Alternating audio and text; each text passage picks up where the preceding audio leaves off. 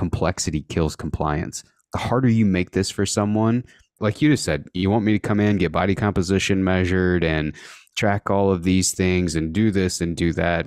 I'm not going to stick with it because it's too complex. What is up, everyone? Welcome back to another episode of the Mountain Tough Podcast. We are so glad that you are here, diving into these episodes week after week.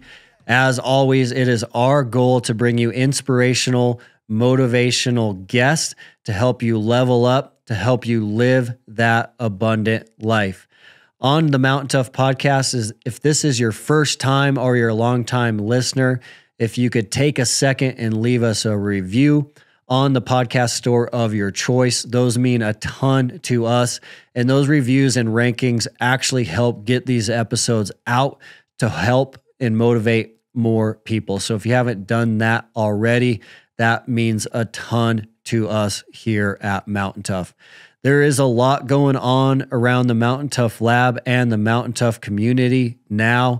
Everyone is diving into 2024, looking to crush 2024, and the buzz is off the charts. It is amazing how many people are tackling the MGDs, the new Mountain Tough programs, Mountain Strength and Kettlebell Diesel, and the Mountain, our 4-week minimal gear mental toughness block.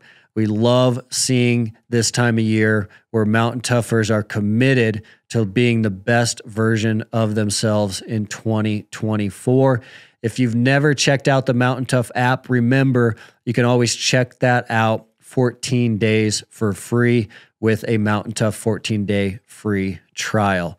Lastly, if you're headed to Western Hunt Expo in Salt Lake City, make sure to come by and see us. We will be there and we'll be in the booth. Our booth is backed by the Mountain Ops booth this year. So come say hi, come meet the Mountain Tough team. We can't wait to interact with you guys if you're headed down to the expo. Also, if you're going to Western Hunt, we are going to do a Mountain Tough on the road workout. Don't miss that workout. Cam Haynes has his workout on Saturday. We are running ours on Friday. So Mountain Tough team-based workout. We'll have some limited edition shirts there. The Mountain Tough team will be there. It'll be a phenomenal time to gather as the Mountain Tough community. And that is going to be Friday morning of the show at 6 a.m. Mountain Tough on the road, Salt Lake City, Western Hunt Expo. Be there if you're headed to that show. Now, diving into today's episode, we actually did not plan on running as a podcast.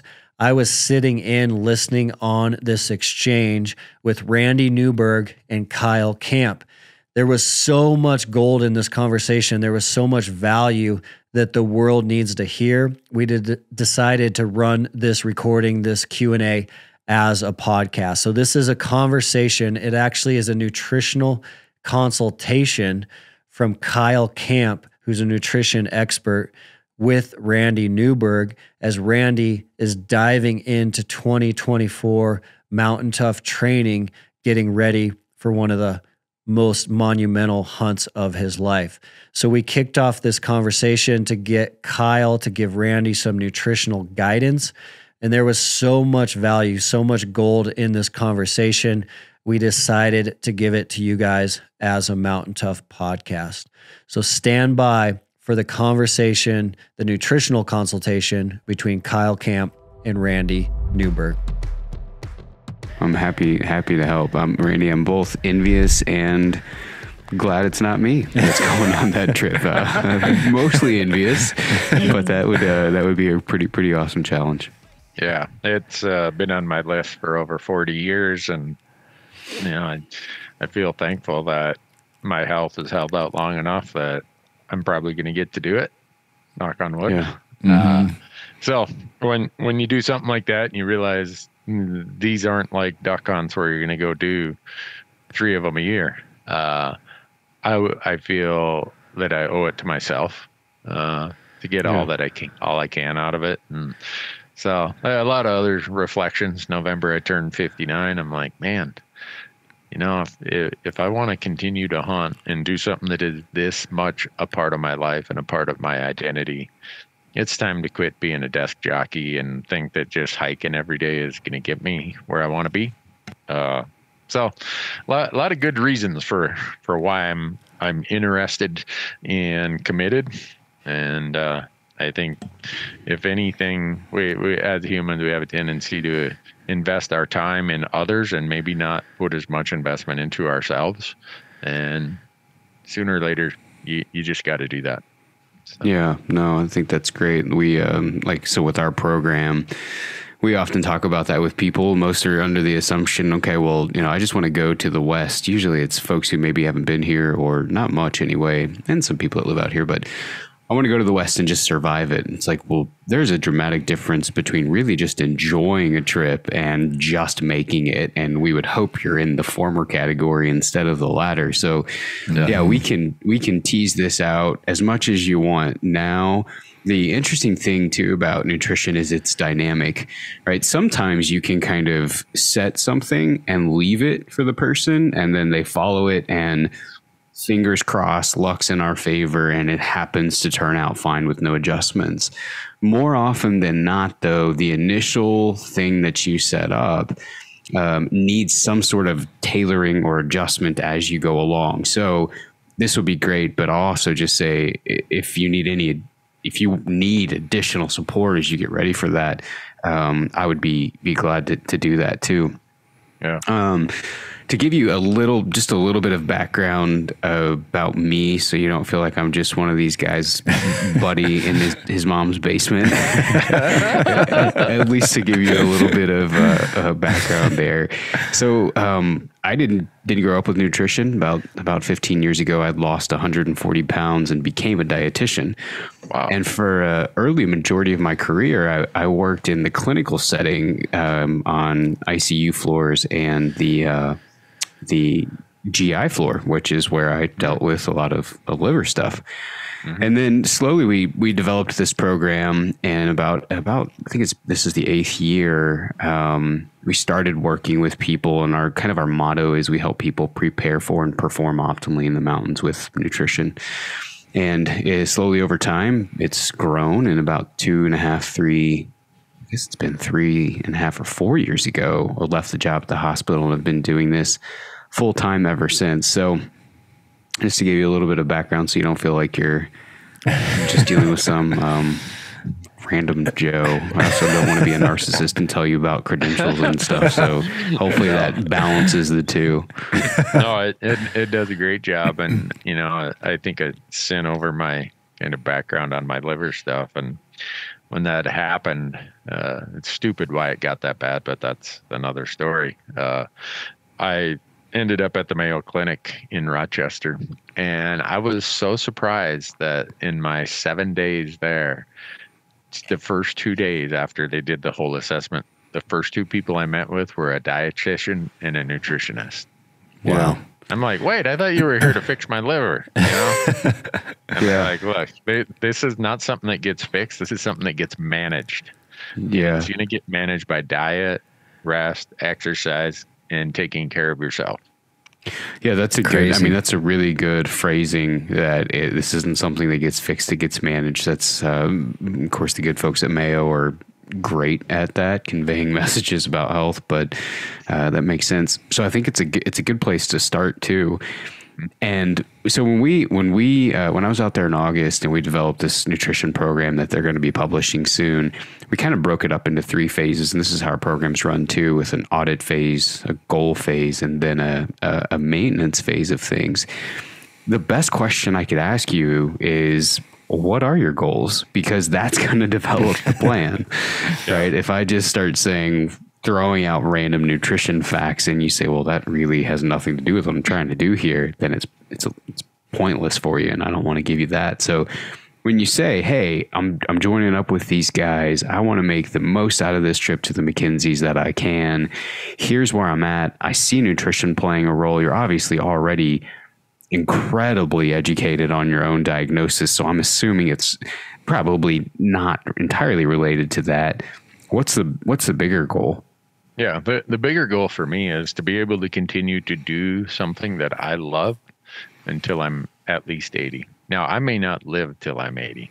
If you look at the people on my dad's side of the equation, 64 is like, boy, you were here a long time. But I've been fortunate and blessed to have enough events in my life that have taught me that you can't take anything for granted. So my goal in this is to be healthier and use hunting as kind of the platform that has allowed me to accomplish a lot of my goals. A lot of my personal goals I've accomplished because of my desires and interests in hunting and being out in the woods. So that's the goal, is to be as healthy as I can for as long as I can, all because I want to hunt as long as I can. That's a good goal. From a weight, because obviously you're adding this a training program in as a component of this. From a weight standpoint, do you like where you're at? Do you want to be above where you're at? Do you want to be below where you're at? I'd rather be below where I'm at. I go through this phase. Like right now, I'm coming off the busy season, and all right, now I'm wearing a size 36. Right by May, it's like, dang, these 36s are tight. I'm going to jump into my 37s or my 38s. And so I've never been somebody who really focuses on my weight. I go to the doctor. They're like, hey, you weigh 212 pounds today, or you weigh 215 pounds today. I've always bounced between about 210 and 220. The thing I have realized is that I feel like my strength has disappeared a lot. And so I'd like, if you want to say sub goals to this, is to feel physically stronger, not like some guy who's going to go enter the strongman contest or anything, but just feel that some of my strength is either coming back or it's maintaining. And I don't really have a weight number. If I lost 10 pounds in this process, hey, great. That's really good. But I can't say that I get on the scale and worry about that. I never have. Which is good. I mean, even in doing this, what I find when you start to have conversations with people about this, they may have a weight goal, but in reality, what they're saying is, I see that weight goal allowing me a different life. Right? They don't care about the weight. They care what they think that weight's going to provide them by way of usually what you're talking about. They want to be able to go on a certain trip, usually with their kids before a certain age, or they want to be able to continue to do this as long as humanly possible. Here's why it's relevant. If you need these slides, like as your team starts to put stuff together, just for a clearer image, I can send them. Okay. Can you see this? Yep. All right. So when you start talking about nutrition and you start talking about developing a game plan for people, usually what folks say is they want to live, or their goal is centered around one of these triangles, one of these angles of the triangle, maybe somewhere in the middle of two. And really what you're saying is you wouldn't mind being right here. Right, kind of happy with where you are, maybe potentially some weight loss. If it's a byproduct of the work, that's fine, but it's not the goal necessarily. But you do want to improve your overall strength and whatnot. Yeah. So this will engineer your plan. And we're going to talk about another angle you want to go with here in a minute in terms of, do you want to aim for something optimal and be very, very nuanced? Do you like practical, general rules that you can apply that are probably going to produce the fruit that you want? We're going to go down that road in a little bit, but this is the audit phase. Tell me a little bit about what your current nutrition looks like. And before you dive into that, audit phase is twofold. One, we want to know your habits, right? Because we're trying to build lasting habits. And the number one thing that people do wrong when they start to create these things is they stop everything they like. So there are going to be parts that you're going to tell me where you're like, oh God, I don't know if I should say. We want those to be a part of your plan, believe it or not, because that's going to allow adherence. And the more you can adhere to this, the better the consistency, the better the progress you're going to see. Now, on the flip side of that, there's probably some stuff in there we're going to be like, okay, well, we need to change a little bit. A phrase that we use all the time with our clients is, there's nothing good in this audit. There's nothing bad in this audit. It's the dose that makes the poison. So we're trying to find the dose, right, that allows you to feel like you still can be a human, but also move you towards this goal that you've got of improving your strength and improving your ability to stay in the mountains as long as you can. Yeah. So lay it on me. What's a typical day look like? Typical day, I wake up and I drink about 20 ounces of water, jump in the shower, head out the door with my apple in my hand. I drive to the daily coffee bar. I get a 16-ounce dark roast with a little bit of cream, and I get a scone. That's my breakfast. And then I get to the middle of the morning and I eat my apple. And then I usually go home at lunch, and my wife says I am the most boring, predictable person she's ever met. And she always says that when I'm eating. So I think she's talking about my bland Scandinavian palate. So usually lunch is something pretty minimal, maybe an English muffin, might be a turkey sandwich with a slice of cheese. Come home, usually something on the grill. Wild game, I say, I don't necessarily count these grams of protein because it's hunting season and I need more than the 40 grams they tell me I should have. So my wife in the last year has really gotten into a million different types of salads. So, tonight we're having some sort of chicken on greens that she makes.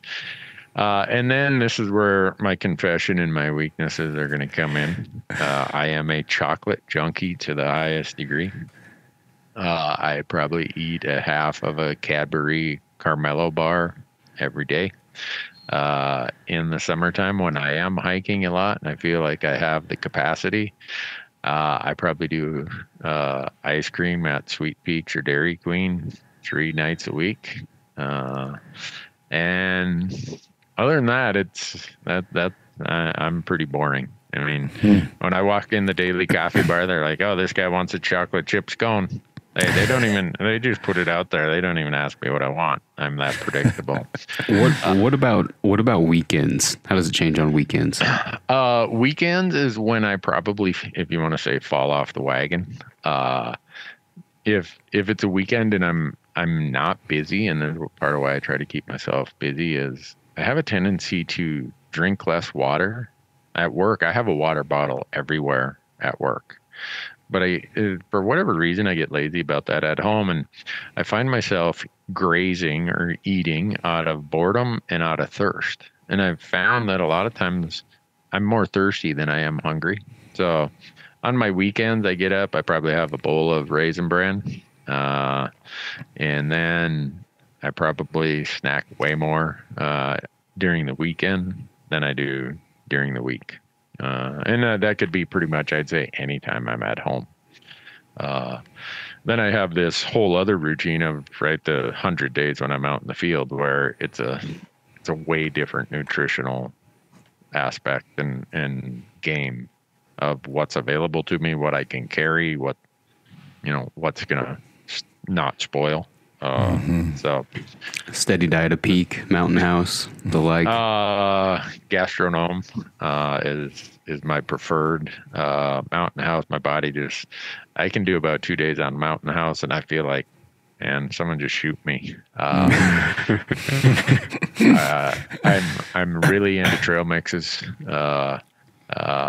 I eat a ton of trail mix. I try to bring dried fruits, jerkies, things like that when I'm out in the field. And then I try to do a substantial meal at night when I'm out in the field. And aside from this, what does your activity look like? Is it mostly in an office? Or are you even on weekends?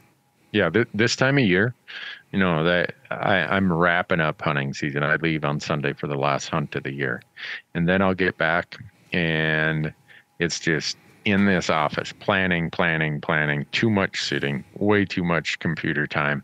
And it'll be that, and I'll break it up with a ton of trade shows, travel, right? Sitting in an airplane, sitting in a hotel room, the level of inactivity gets to be so much. I just start feeling this polluted feeling like, how did I go from being in such good shape in November to being such a slug here in March? And it just, every day it gets, this incremental erosion of your fitness. And then when you're on the road, right, you really get into bad eating habits. It's a struggle to eat well when you're on the road, because you get up, okay, they got a continental breakfast. Well, guess what? There's not anything in that continental breakfast I would have ate if I was at home. Yep. And okay, I skimped a little bit there, and then I got hungry at about 10 o'clock. So, well, at this hotel that I'm doing this seminar, or I'm doing whatever, they got a vending machine, So it ends up being that thing. You do a trade show all day long.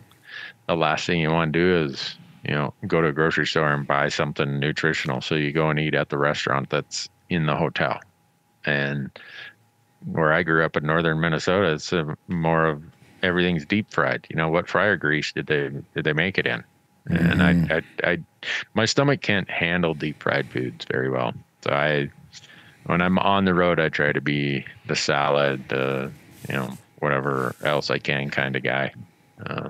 But I'm about ready to enter the bad time of my eating habits. Tell me, like energy wise, doing what you do now throughout the course of the day, do you feel pretty good? Do you notice periods of time where you'll get this, like you feel great at this time, but you'll notice some pretty big dips at certain points in the day of energy? Oh, yeah, for sure. By about 3 o'clock on the days I'm not out in the field and I'm not really taking care of my health, by 3 o'clock, I get up. I'm an early morning person. By 3 o'clock, it's all I can do to stay awake. My energy level, I just go home if I'm having one of those days, because staying here and trying to get anything done, I'm kidding myself.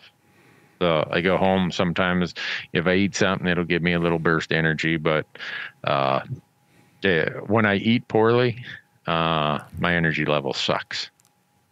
Yeah, and that makes sense, right? I mean, that's not a great epiphany to anybody. Well, that's what I was going to leverage. I was going to say, well, let's just have you eat consistently. Your energy levels will go through the roof, and you'll think I'm just the best thing since sliced bread. But it sounds like that's not news. No, it's not news. And if we would have been having this discussion back before my whole liver stuff, I weighed 230 pounds, almost 230 when my liver blew up on me. And my diet then would be, okay, I'm going to go get a hamburger for lunch at, the bistro. And every Friday I'm going to go drink 4 beers down at one of the microbreweries. And, then I'm going to feel sluggish the next morning. And so I'm probably going to lay around in bed. And so there has been an improvement in my diet and my nutrition since then, but it still could be so much better. Yeah. What would you say it is? If like you say it could be so much better, if you were to analyze you and you were to say, I am sure low-hanging fruit here would be. I would say right now, and this is because I know what I have to do. I'm accountable to my liver. So I'm probably diet and nutrition, maybe a 5 or 6. So I've got so much more to get to a 10. And it's mostly habits, getting rid of some of my bad habits. Like I know when I'm walking over to the refrigerator that I'm probably doing this because I'm bored. Not because I'm that hungry. Oh, let me see. What do we got in here? Oh man, look at that. We got some cheese sticks, and we got this. Well, there's not what I really want in the fridge. I'm gonna go look over. Oh man, there's some leftover potato chips from my wife hosted a barbecue or something. Oh, I don't want those to go to waste. So I find myself easily falling into the bad habits. I'm not deliberate and as disciplined as I should or could be. Yeah, and which brings you to a crowd. That's everybody's thing, right? And I often tell people in the beginning, I'm probably not going to blow your mind with something new. I will tell you the most challenging part of this is the 5 to 6 inches between our ears.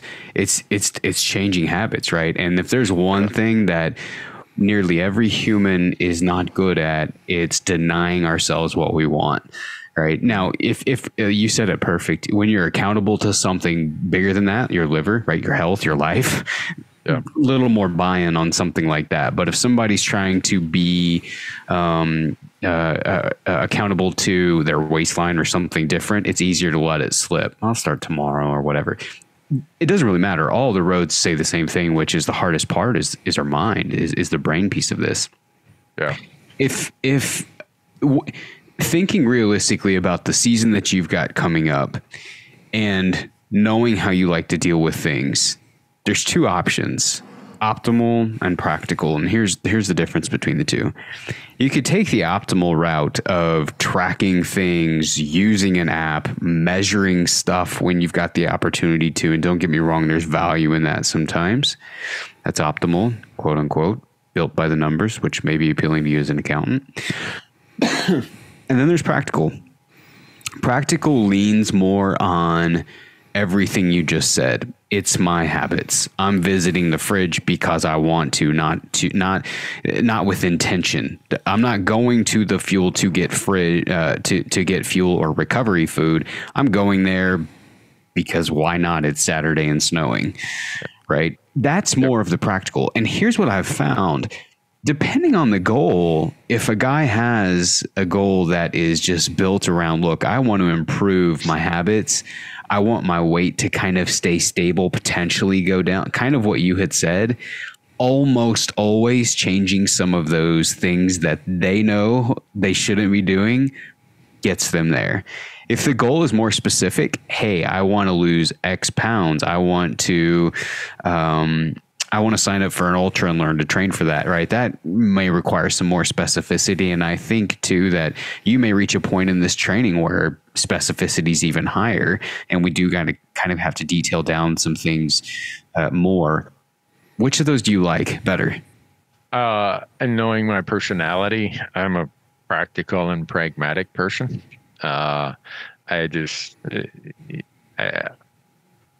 This sounds weird being an accountant, right? I have so much minutia in my daily accounting life that I know I have this tendency to try to push that away when I'm not being the accountant. And so I don't respond well to it. And that's just comes with being old enough to know what your personality type is, right? Yeah, I think it's realistic. I know where I fail. I know when I set myself up down set up a path that, okay, I'm going to get all excited. I'm going to do this. And then I'm going to fall off the wagon. Yeah.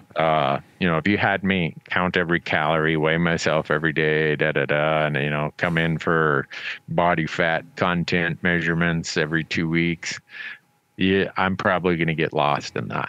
Then that's what we won't do. Yeah. But that's realistic, right? Like a phrase that I love is, I would rather be consistently good than occasionally great.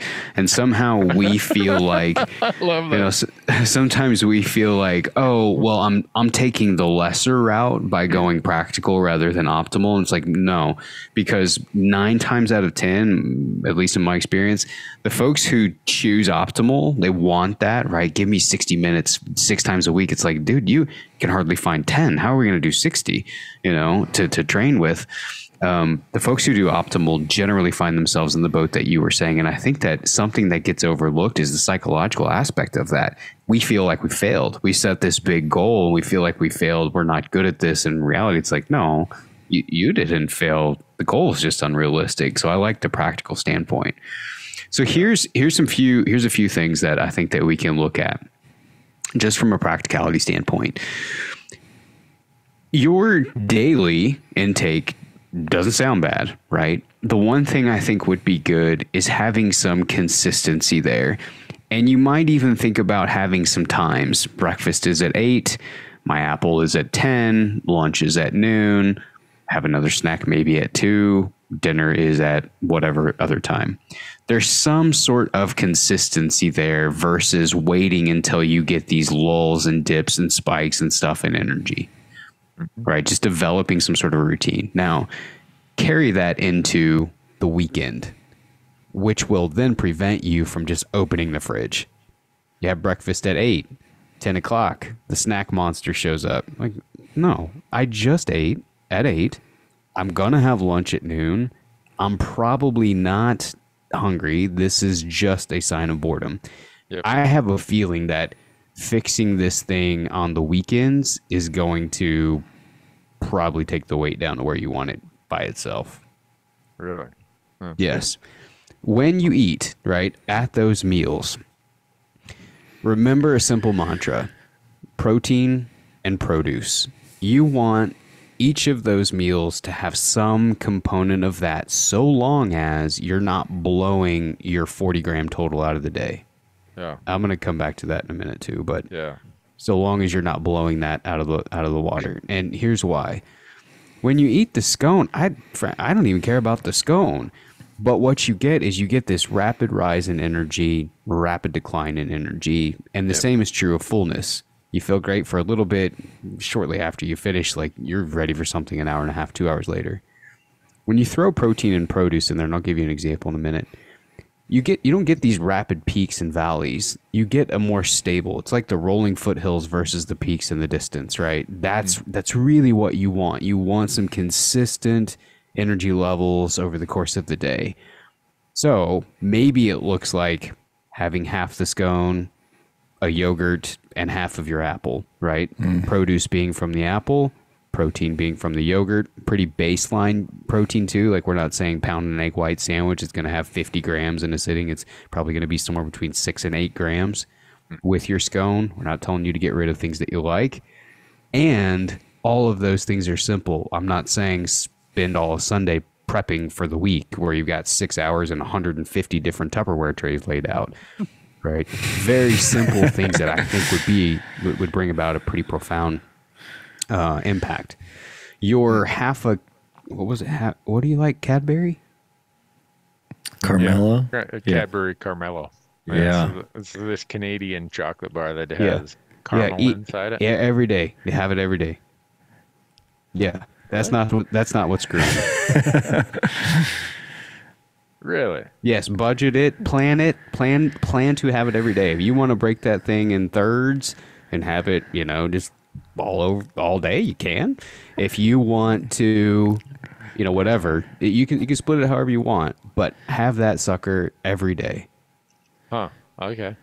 I mean, if you don't want it, you don't have to have it, but I would include it every day. I have this guilt feeling. I break it into all these little pieces, like, all right, take a bite. Man, it's been 10 minutes. I don't want to be the person who sits down and just. Then I'll grab the other half of it. That's so there. Now here's where we're coming back to it. Have the half, but not more. Yeah. Right. So if you get through 3 of those little pieces, and you're like, oh, there's a 4th and a 5th in there. 4th and 5th are tomorrow. Yeah. That's what I force myself to do. That's great. That's great. That is not what's hanging you up. It's the unplanned stuff, and I know that because that's it for everybody. Really? Oh yeah. There have been multiple things, multiple times over the years where I would tell people, and this was generally in the clinic I worked in. We'd go through the analysis piece, do the food recall, and I would tell them, don't change anything. Just eat half. Have 3 meals, eat half of what you're already doing, and so it would be like, I can remember specifically a guy who was a trucker, and he went to Texas Roadhouse. Every time he was on the road, he'd get the big chicken finger meal, loaded mashed potatoes. He'd eat 5, I think it was, in a basket, 4 or 5 rolls. And then he would get, I think it was, I don't know, some other starchy side with it. Said, only eat half of it. You're kidding me. Only eat half. I can still have it. Said, just eat half. And that dude lost weight because it's the dose right now. would it have been on a good, better, best spectrum for me to say, oh, well, let's get grilled tenders, kiss the mashed potatoes goodbye, get the salad instead, and you might as well just tell the waiter to keep the rolls at the table, at the bar, because no rolls for you anymore. I could have, and he probably would have done it for a week, but I didn't care about a week. I cared about 3 months, 6 months, 9 months from now. And if he knew he wanted chicken critters, he could have them, right? And our brain is funny. When we tell our brain, nope, absolutely not, we want it all the more. But when we tell our brain, oh, well, yeah, it's fine. You want it, you can have it.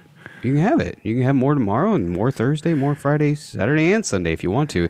It's like all of a sudden we're okay limiting ourselves because we know it's not, the source isn't going to stop.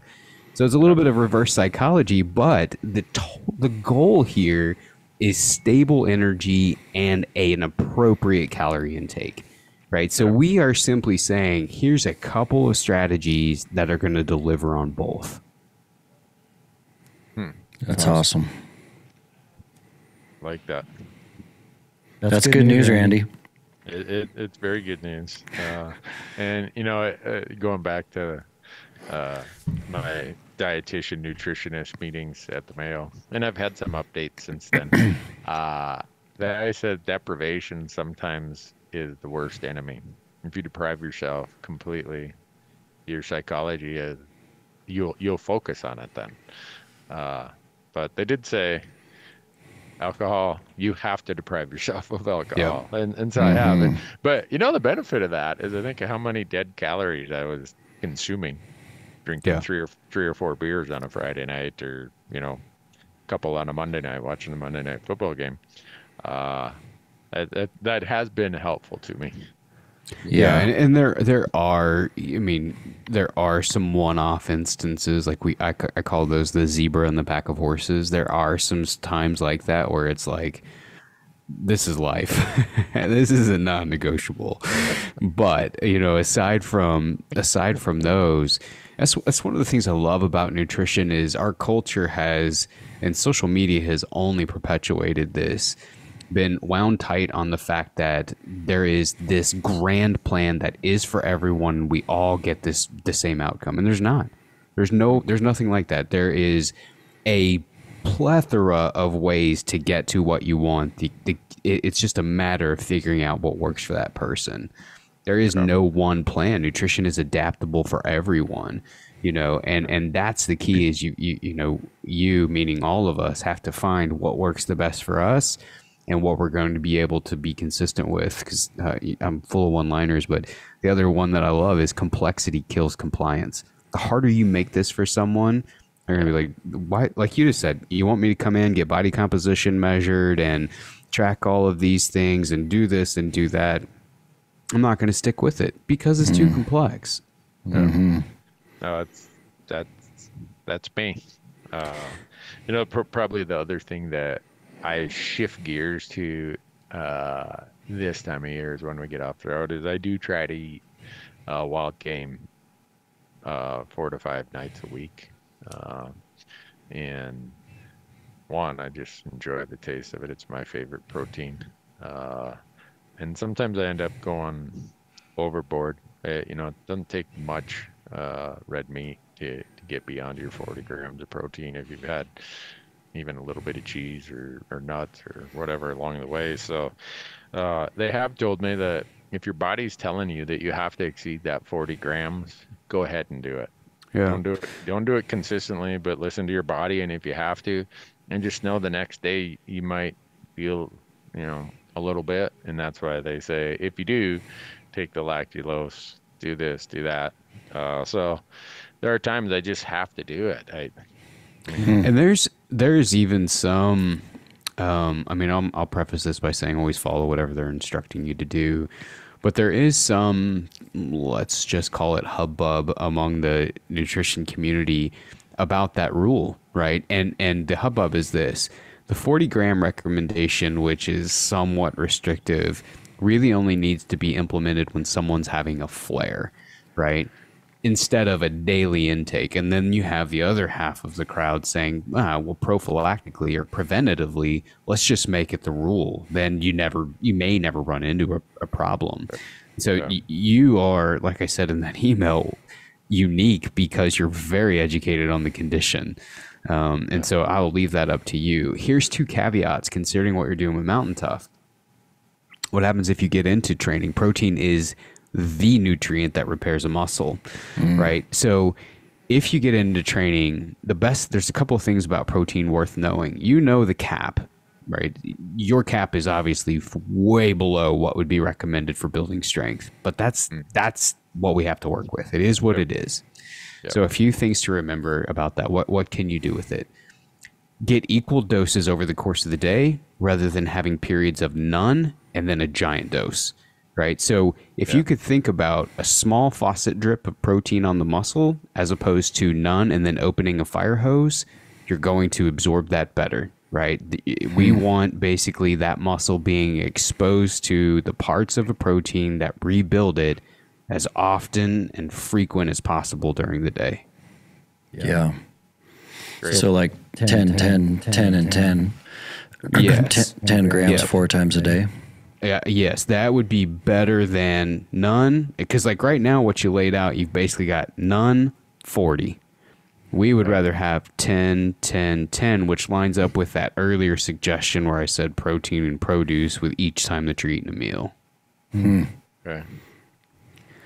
The second thing would be if you're hungry, because you probably will be as you start ramping up your training. Yep. Then you're going to want to bolster your intake at meals themselves, not the frequency. In other words, don't visit the fridge more, eat bigger meals whenever it comes time for those 3 blocks during the day, or those 4 blocks, or however you decide to set it up. Okay. Right. So if your appetite's saying eat, don't ignore that, especially since you're not necessarily worried about weight. Okay. Part of the reason is this too. We know if you're getting sufficient fuel from carbohydrates and fats, your body is not using that protein as an energy source. If you're really low in calories, your body will take the protein you are using and use it as energy. Right? So if you could think about, sometimes the way that I think about it is like, I think about it as like dispatch in a city, and there's a wreck, and an officer gets called to that wreck, right? We want that protein being dispatched to that wreck, that muscle. But if all of a sudden there's somebody robbing a bank, there's somebody mugging somebody downtown, there's another break-in over here, it's like we don't know where to go, right? So what we want that protein being dispatched to the muscle as opposed to being used as energy and all of these other things. The best way to make sure that that's happening is if your appetite is high, then honor that, eat. Okay. Good to know. They need to teach this in like 11th grade or 12th grade. You don't get to become an American citizen until you understand these basics. That would be awesome. Yeah, that would be good. That would be awesome. Unfortunately, I had to weigh a lot before I learned it. Huh. Wow, that So yeah, I mean, go ahead. I was just gonna say that had been quite an experience to go through yourself. Oh man, it was one that I don't want to repeat. But yeah, so those would be the places that I start. It is inevitable that we're gonna probably need to adjust things here and there. That's fine. That's to be expected. Honestly, I would be shocked if you just ran with this the whole way through. Maybe you will. probably will now that I've said that. But if we need to adjust it, we can. As the show season starts, it would be good to maybe, get together sometime and talk about a strategy for that, right? The absolute biggest key in surviving stuff like that, and the folks that I've worked with, is you've got to have a game plan. You have to have a game plan, and I can help you develop a game plan. But if we go in, and this isn't just unique to folks with show season. it's, you know, folks who travel for business that are in sales or anything. Having some sort of a game plan going into that will mean so much more success than, like you're saying, you're almost getting there and it's like, I recognize this isn't ideal, so this isn't a recognition thing. And I don't think at this stage of the game anybody is oblivious to eating at a continental breakfast and be like, oh, I just didn't know 6 donuts weren't good. Right? It's like, well, it was my only option. It was like, well, I don't think you can play that card nowadays. But having some sort of a game plan versus playing defense will shoot the trajectory in a positive way, just upwards. Okay. And it can be probably simpler than the average person thinks, but it will still be probably inconvenient to some degree. Right. Right. Yeah. I mean, and that's the other thing with nutrition is you're always making a concession in terms of convenience. Do I want the outcome? Do I want the convenience? And sometimes you exchange the convenience for the outcome. Right. And that's going to be different for everyone in terms of who puts more value in one or the other. Some people simply aren't willing to be inconvenienced for the outcome, and others are. There's not a right or wrong. It's a preferential thing, but of course I tend to think that it's worth it. No, I fall into that category at times. I overcommit myself, and it's all right. I gotta grab something real quick because I gotta be here. I got this appearance, or I'm gonna stand around and talk stories with everyone after the event. So I'm gonna go grab a pizza before I go to bed. Yeah. So that convenience thing you talk about is like you're reading my mail. Yeah. Well, there's a reason I know this is common. Your thing, and that's the hopefully the comforting thing about this. Your things are everyone's things, right? I mean, that's what's unique is, you know, I guess I'm in a privileged position because I get to talk to so many people and I hear the underlying things. I'm like, we're all the same here. Yet no one else hears that, especially like men, right? We're not talking about what's hard in this for us. If we did, we would find out like, oh man, this is pretty universal, and it is. This is the tough part. It's inconvenient. Yeah. The good news is though, is that as you start to make steps towards that, it gets easier. It gets so much easier. Yeah. Kyle, could you walk us? Kyle, could you walk us through a plan, or can you walk Randy through a scenario of what going into trade show season with a plan looks like? Because that is a big animal we're heading towards here really quickly, and I experienced the same thing. You go from sheep show to Western Hunt to Portland, and pretty soon you're on the road for 6 weeks in a row.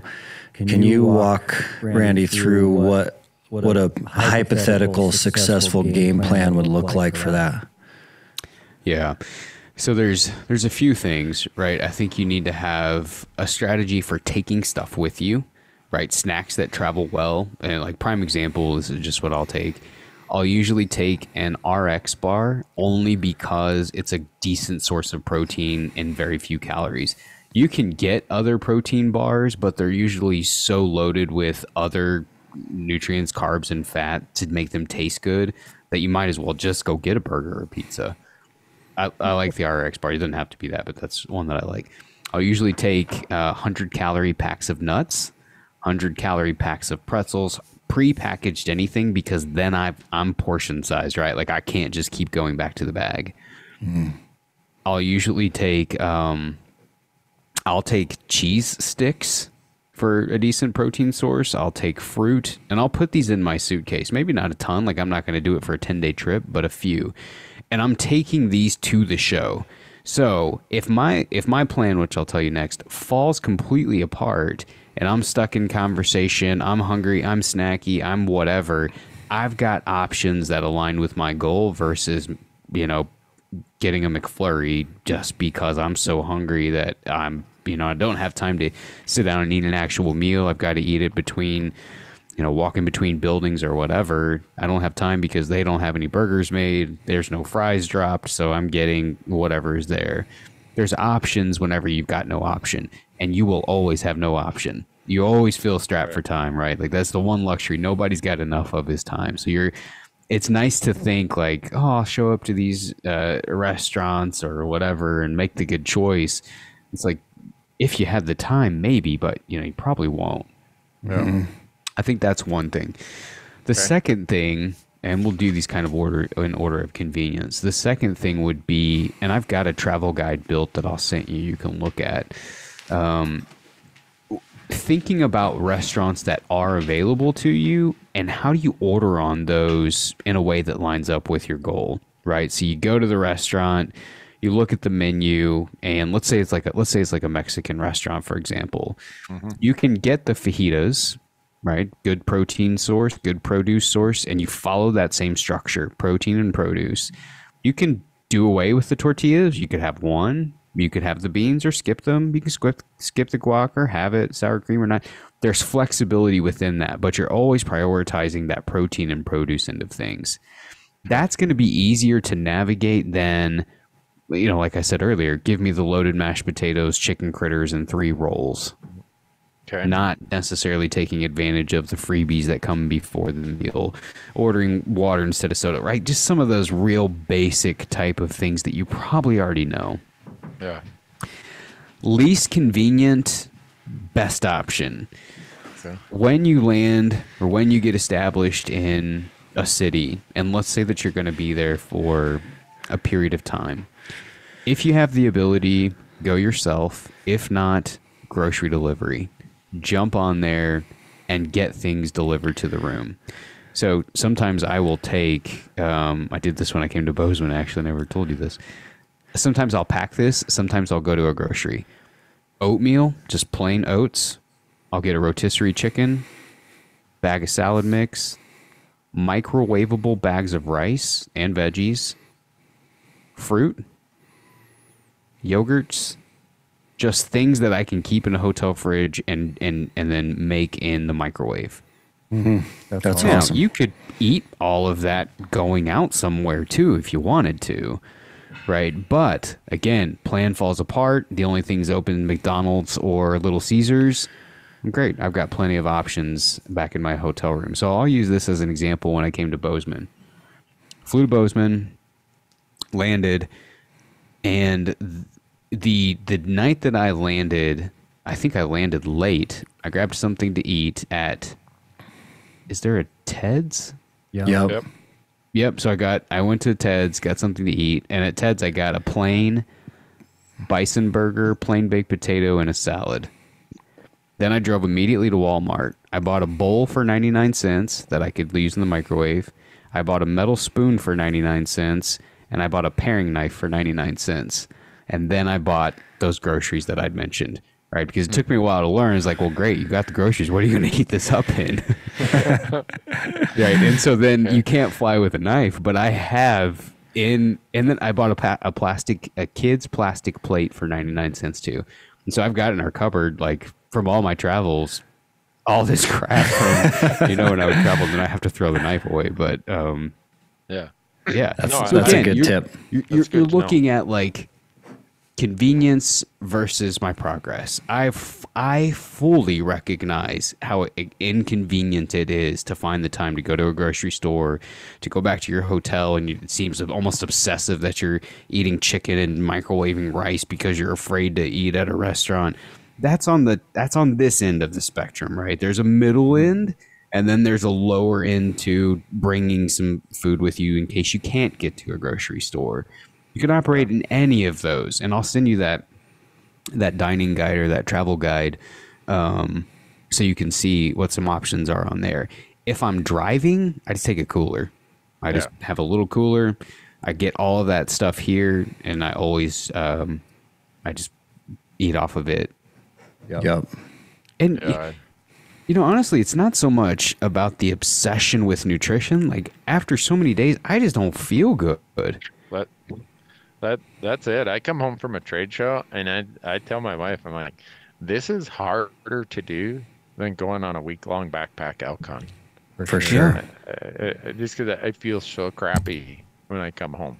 And, then I'm not eating well. I don't sleep well. It just like everything compounds into the Yeah. same bad stew that just results in not feeling well.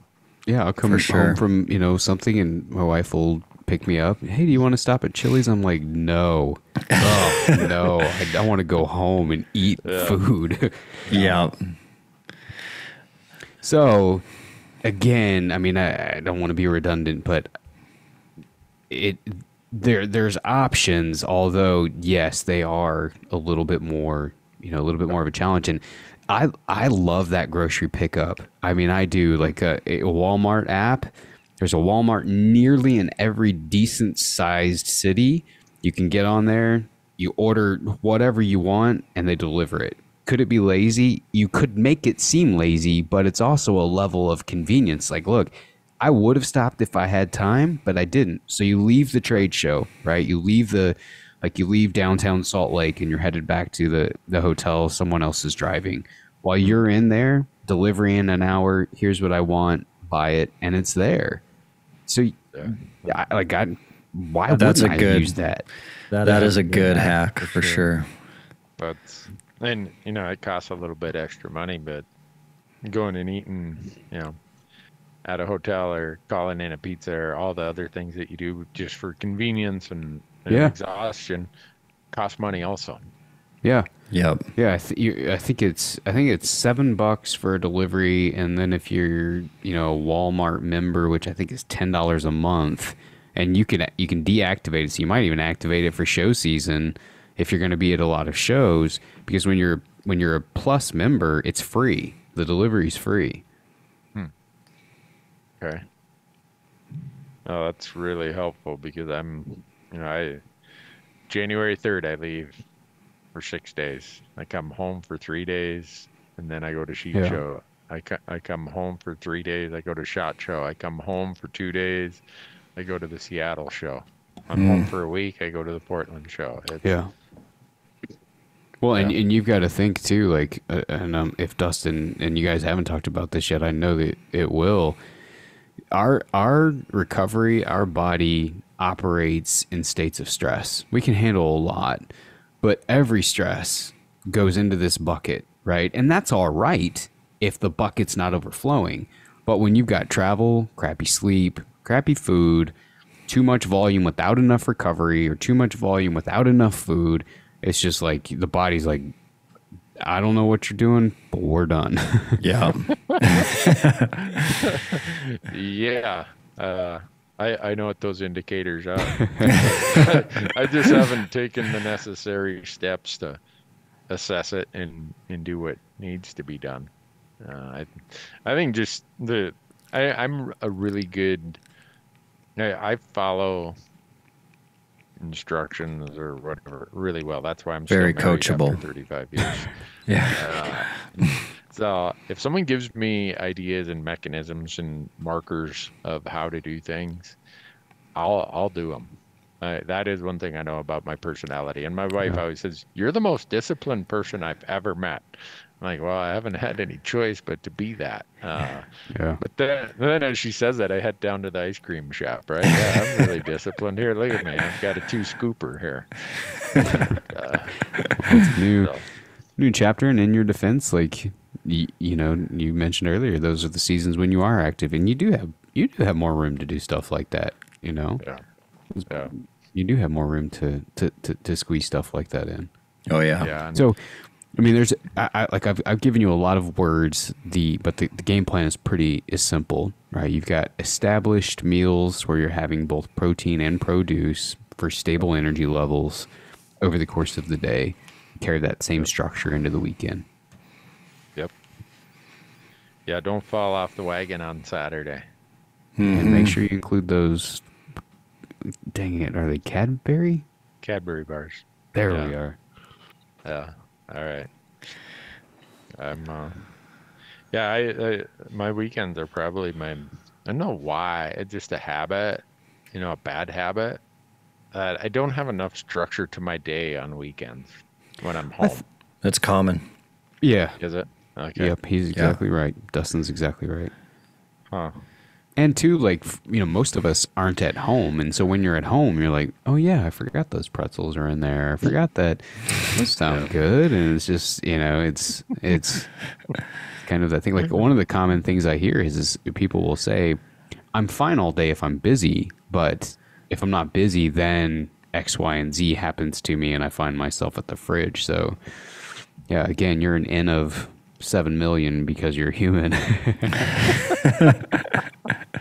Well, that's good to know. You said it earlier that you get to hear all these other stories, but we don't get to hear the stories of other people. So we all think we're unique and what our problems are, what our bad habits are, and what the outcomes are. And, talking to you, it's like, well, you're an American.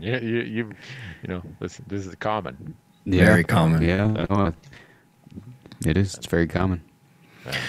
And I think adding the fitness layer on top of this is always quite helpful too, Randy, because like if you're at Sheep Show and you wake up early and you do your workout of the day, then you psychologically want to make better food decisions because you're like, well, I got my training session done.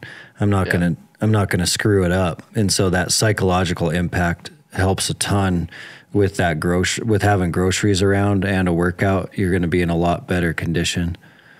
Yeah, I'm good at that type of assessment also of, well, don't waste the investments you've already made. That's kind of the accountant, right? Okay, I've built this.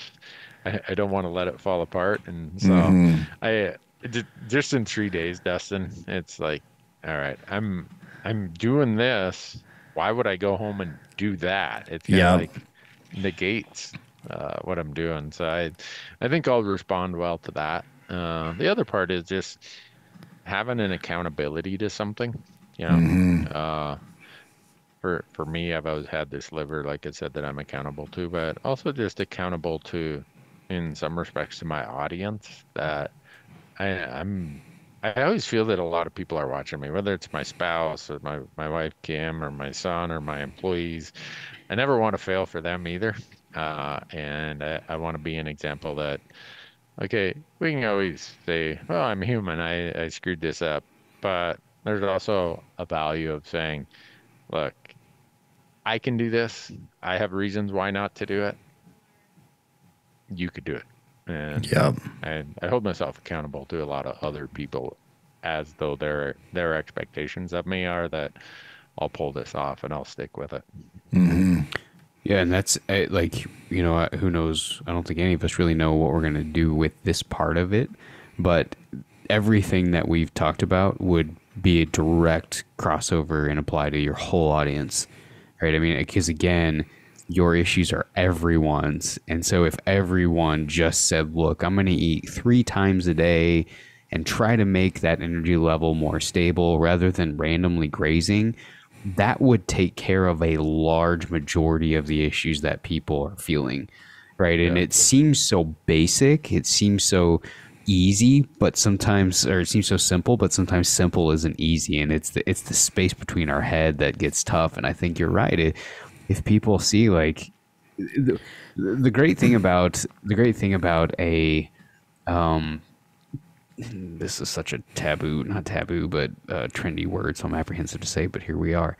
Tribal mentality, right, is like everyone in Randy's tribe is doing this. And there is a degree of, and the same with Mountain Tough, there is a degree of accountability with people you don't even know and will probably never meet. And that's pretty powerful. Yeah, it's crazy. One question I have to that, Ian, this is, I struggle with this, and I think this is part of where I get into some bad habits during the day with food, is I'm one of these people that if my first step is a good step, it's easier for my second step to be a good step, and my third step.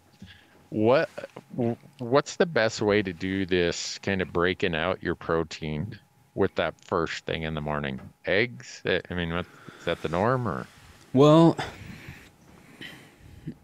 I mean, I'm apprehensive to even put a restriction on it and say just have 10 grams, right? If there's, right. So if you think about, and I can send you a list of, quote, high protein foods, really anything you opt for that's got 10 grams is going to be good. If that's leftover backstrap, okay. If that's chicken, all right. If that's something more conventionally breakfasty like eggs or yogurt or whatever, then that's fine. 10 grams is 10 grams is 10 grams all day. Okay. Now, as often as possible, you do want to prioritize, because the intake is so small, prioritize quality. Animal sources of protein will always be absorbed better than anything else. So even though you make a sandwich and the bread on that sandwich has 5 grams of protein, it's not absorbed nearly to the degree that those animal based will, right? Like, so when you look at 10 grams and you eat, like, let's say that we have let's say we have 4 slices of bread worth 10 grams of protein, and we have 2 ounces of elk backstrap worth 10 grams of protein. You will likely get all 10 grams from that elk. You will probably get 6 to 7 from the bread. You don't absorb it all. So for you, because the intake is so small, you do want to make sure that the quality is higher. So choosing something like, yes, eggs or Greek yogurt, cottage cheese, any type of meat product. Could even be like if you're in a real pinch and all you've got time for is to microwave some pre-made packaged egg bites, fine. Or, turkey sausage, okay. Or whatever you've got that gets you to that 10 gram amount would be fine. Okay. So animal based are the most easily absorbed. Where do nuts fall across that spectrum? Nuts are going to be a high fat food that happen to have some protein. Same with peanut butter. Same with mostly nuts and nut butters are going to fall in that category. Now, with that said, a lot of the reason they restrict the 40 grams is from animal-based proteins, because as you digest those proteins, you can build up some of the issues that cause with the liver, right? And the liver can't clear them, and that's what sets them off. Mm-hmm. It doesn't sound like that's an issue for you as long as you cap it at 40. No, it's not. Okay. Even what ends up happening, here's a cycle of what happens in the field. I exert myself. We go in, we do a heavy backpack hunt. I got to bump it up. I might do 150 grams of protein just because I need it. And then I'll do another 150, and then I'll go do 200. But I am feeling like, okay, my liver isn't able to handle all this, or my body and my liver. And so after that, I might need a day of just, if you want to call it, rest and detox. Like, do nothing but pee, take my diuretics, and rest. So you get a buildup of those amines in the brain. You have to take that lactulose and get that off for a day. But that's after some pretty heavy days of high protein. Okay. Yeah. Then I think that sounds good. Again, the goal isn't for you weight loss. So certainly if you want nuts or peanut butter or anything else along that lines, then absolutely fine. There's not going to be an issue there. Now, talk about quality, and I don't want to get too down a rabbit hole here, but there is something called combination proteins, right? So if you pair that peanut butter, let's say, with a slice of bread, now you do get a reasonable amount of the building blocks required to repair muscle. Quality still isn't as high, so maybe you don't get all of the protein that a fitness tracker is suggesting is in that peanut butter sandwich. But you are getting a good dose of what we know helps the muscle to repair. Okay. I think I got a lot of notes. Yeah. Randy, it would be helpful to just lock in that plan for going to the daily every day and getting your coffee, because that is going to be this huge chunk of your year. Because that is such a big routine for you, and you go to the daily every day and you get your coffee and your scone. I think just locking in that plan, and you were kind of leading in that direction, but it's still going to be coffee, and then it's going to be the half scone, and then it's going to be the protein. So I think thinking about what's sitting right there at the daily would be the route to go. I think they are going to have some yogurt there, and I think they're going to have those hard-boiled eggs in that case. So it's going to go from the full scone to half, and then you're going to either add that yogurt or that egg. And the nice thing about that is because you go there every single day on your way to work, you know, that's going to cover about 180 to 200 days of your year of your breakfast. And so locking in that plan is going to be really important. And they're going to have one of those protein options there, I do believe. Okay. And you'll find, like, so here's an example of a question that you might have. Well, a hard-boiled egg has 6 grams. That's shy of 10. That's 4. Do I need to go make up 4? No. You're probably going to have some wild game at dinner that happens to be 13 grams. It's going to balance out. The main theme, though, is that you want just doses all day long and then getting that cap by the end of the day. Yeah. Yeah, that's really helpful, because I am that person that has a tendency to go, you know, blank, blank, blank. And if a lot of that then is not being absorbed, well, I'm kind of depriving myself earlier in the day at the expense of thinking I'm doing something good at the end of the day when I may not be. Yeah. And I mean, we find this even whenever, you know, to kind of even the playing field, even when someone has no cap, right? Like someone who can eat 150. We've studied this. We find that people who take that 50 and go 50 grams, 50 grams, 50 grams, absorb it better than people who go none, 62-ounce ribeye, and people who do, you know, 10, 10, 10, 10, 10, 10, 10. It's like this middle road seems to be what works the best, right? For people is this even distribution over the course of the day. And we're fighting those. Helpful. And I think that's going to really fight Randy's energy crashes as well. Yeah. No, I was going to the doctor for my energy crashes. I used to eat this cereal that has a really high glycemic index. Yeah. And so when I'd crash, I mean, like I was by 10 in the morning, it was like, man, did I not sleep last night? It just, I was awake, but the energy level was 0. Yeah. And so that's where I checked in with the dietitian, and she's like, you know, could you quit eating that cereal? You know, those Cheerios, those aren't doing you any good. So the protein in the produce, what they do is they can, so there's a valve that we have between our small intestines and our stomach. When you have protein and produce in there, it slows the release and the opening and closing of that valve. With no protein and produce, that baby's wide open, right? So you eat and it's done. But when you include that, the mechanism is controlled more. So the food sits with you longer, it's digested over time, it's delivered very slowly versus an instant rush, and you do find this better stability over the course of a day, instead of like you're saying, kind of get these peaks and then instant valley. Eat again, peak, instant valley. Yeah. Cool. Well, this is super helpful. I can take a lot from this, and I am one of those guys. You'll see me. If I got to, I'll check another bag. Yeah. When I go to a trade show, and it'll be. If you're that guy, you're gonna do great. I will be. That's just how I'm wired. So. And you know, like as January 3rd approaches and you're thinking about that, you've got questions. I mean, I'll give you my cell phone number. If you've got questions about like, hey, here's what's in there. Can you think of anything else, or is this okay to bring, or whatever? Feel free. I want to help you and the whole community as much as I can. And I'll send you those travel guides too. And not that you need to follow them to a T, but it'll at least help spur some ideas. Yeah. And like I said, I expect it to be kind of a dynamic thing, and I'm happy to help as often as possible.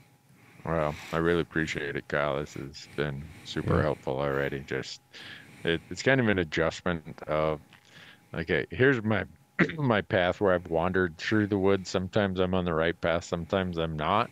Okay, here's the real path. Mm-hmm. Yeah. Thank you.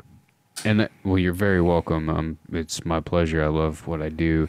And I think the central theme here, to reiterate what you had just said, what I've found is that most people would say that. They're saying, look, I'm willing to be inconvenienced for the progress. I just don't know what to do.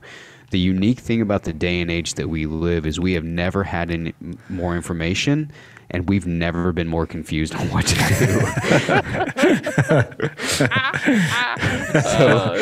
that true? It's crazy. So like when I was there in August and we set the plan up with Mountain Tough and obviously the work that I do in the business, that's the goal. Create a simple thing that someone can go follow that's got structure to it, right? Versus like, oh, well, today I'm keto and tomorrow I'm carnivore and the next day I'm vegetarian and oh yeah, I hunt, so I can't do that.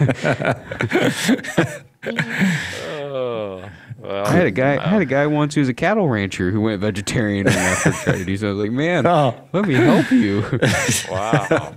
I'm not going there. But, well, thanks so much, guys. Really appreciate it, and I'm excited to just kind of steer and recalibrate the course for trade show season, because that is probably where I quote unquote fall off the wagon. Yeah. That doesn't do me any good to commit to a lot of other things and then to have a 4-month period where I just disregard it all and everything goes to hell. Mm-hmm. Yeah. Well, thank you, Kyle. My pleasure. I appreciate you guys thinking of me and making it happen, and I'm looking forward to it. Yeah, Great. super, super helpful. Thanks so much for listening, everyone. That was a phenomenal conversation between Kyle and Randy. I can't believe how simple Kyle Camp can make nutrition and nutritional guidance sound. The way he breaks that down, it makes it so simple. It is amazing. You could see Randy's eyes light up, and he really tuned in when he found out this isn't going to be an overcomplicated plan. This isn't going to be this highly sophisticated thing that's going to add this whole new burden to my life. In an hour, Kyle was able to give Randy some very simple tips, just these small tweaks he can change on his nutrition dials throughout the day, throughout the week, that are going to make a huge difference. And we've seen that over and over again. It's not a complicated formula. It's about inputs versus outputs and cleaning up some basic things that you do every single day to get that impact and that effect. Kyle did an amazing job of that. That is knowledge that is going to go a long way. Thanks so much for being here. Thanks so much for listening, and we'll see you all on the next episode.